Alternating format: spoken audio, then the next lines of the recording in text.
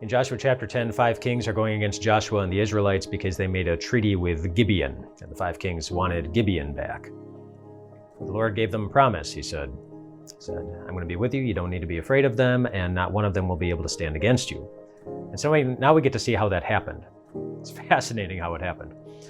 First of all, Joshua and his men, they march all through the night because they want to surprise them. And so they're tired, and maybe understanding that they're tired, when they arrive, God, it says, threw the enemies into confusion.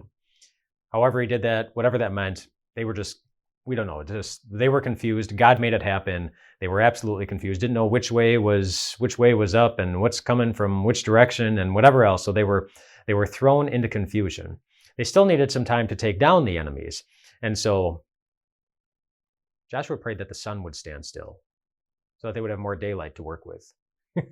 And God made the sun stand still. For an entire day, the sun just did not set.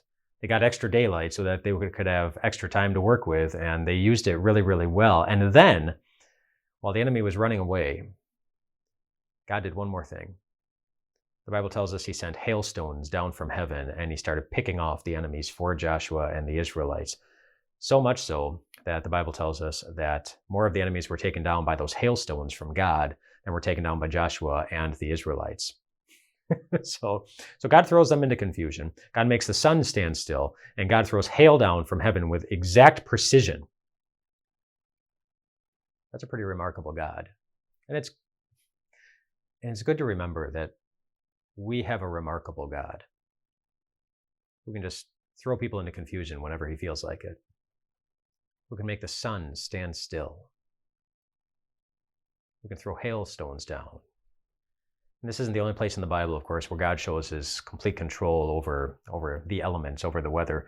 In the book of Job, we're reminded that God has complete control over the thunder and the lightning and the winds and all the seasons. Jesus, during his ministry, he calmed the storm. He just told the winds to stop, and they had to listen, because whatever God is pleased to do with anything, that is what he does, and that is what happens.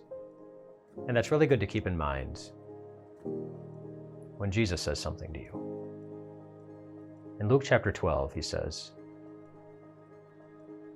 "Do not be afraid, my little flock, for my Father is pleased." Do you know what comes next?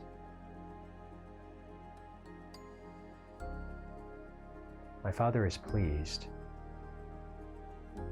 to give you his entire kingdom.